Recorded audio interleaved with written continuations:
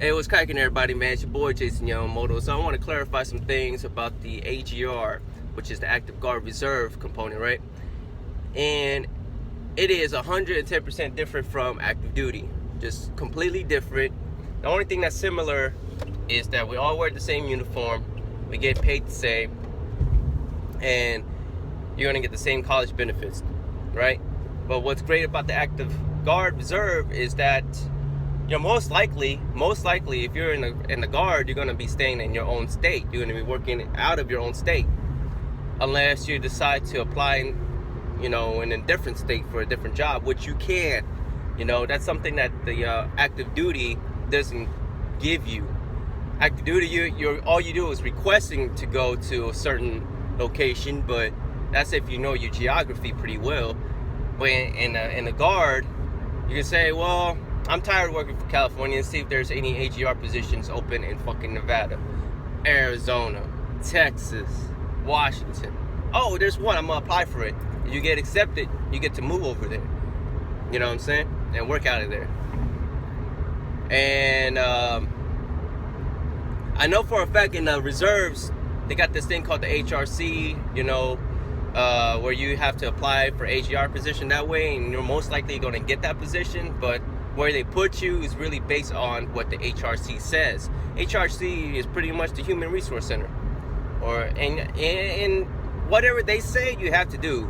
You applied, you got to do what they ask you to do. You can deny it, you can deny that job, but I mean, what was the whole point of fucking applying if you didn't want to go to active duty? Now, here's the thing: in active duty Army, when you sign up for active duty Army, you go in, and that's it. You get your job and you work your life away. Not really life away. It's really, I really love the experience, but I couldn't do it forever.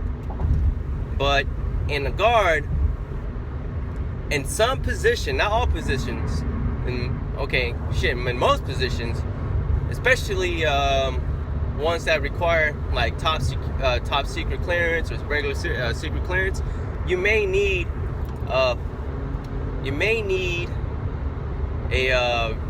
specific ASVAB score, such as a GT or ST.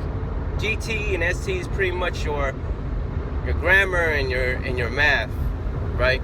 Well, the GT is really your grammar and math, but your ST is something that's combined now. So I really don't know. I can't really talk about that because I haven't really researched. I'm just speaking off the dome. But some of them requires you to have 110 points minimum, no waivers. A lot of them, right? If you want to go CID, which is pretty much equivalent to the fucking FBI or CIS or the fucking Army, you need that fucking 110 GT score to be AGR in the CID. You know what I'm saying? If you want to be a fucking recruiter, you need 110 GT score.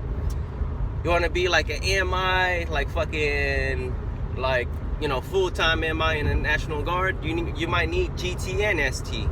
There's a lot of things that's going into the equation, but there's a lot of minimum requirements in the Guard. You can't even have a fucking DUI. So if you have a DUI, that's the end of your career, bro. You know what I'm saying? If you have domestic violence, that's it. You're done. Like, there's a lot of requirements, and for you to go into the AGR, most of the time you might get accepted into the AGR program, right?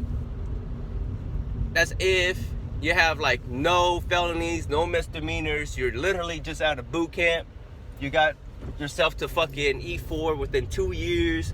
You're eligible for fucking E5 because you did your SSD. Your fucking PT score was good to go. Your fucking weapons qual is fucking up to date, right? Your APFT is your fucking fitness test, okay? And pretty much everything's on point, and you can get an AGR job within 2 years. You can't get an AGR job right after you fucking get out of boot camp. They don't fucking allow rookies in there. Maybe in rare cases, but there's a lot of other orders.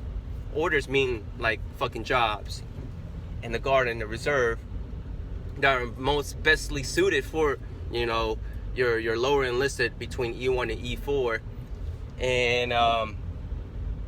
and it's easier to put these guys on orders because it's cheaper.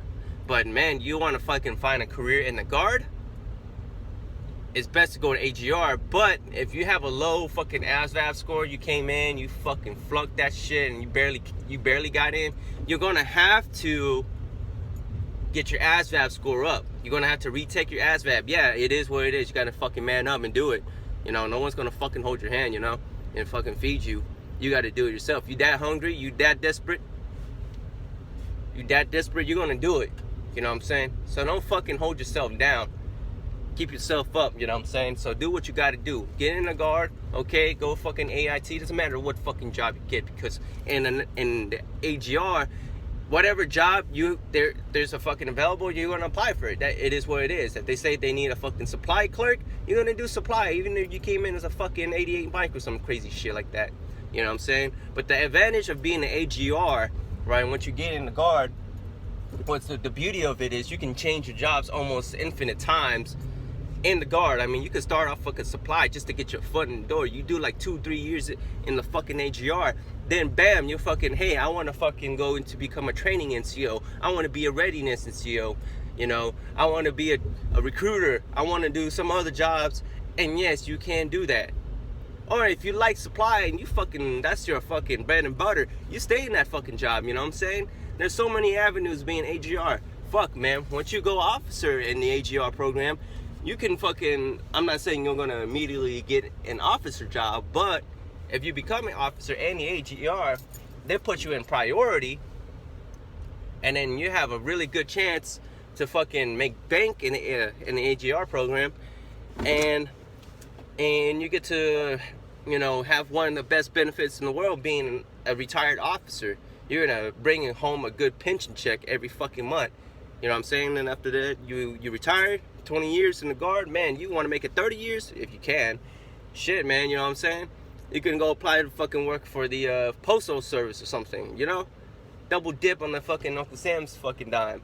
But anyways, man, it's just, this video is just to really clarify what you guys need to do, or not what to do, but the benefits of being AGR and the reality of it. Okay, because a lot of people don't understand what AGR is. It is active duty in the guard, but you're not going to be really doing anything with active duty army, right? So hopefully this video helps. I might make another part 2 to this. It's your boy Jason Yamamoto, and I'll talk to you guys later.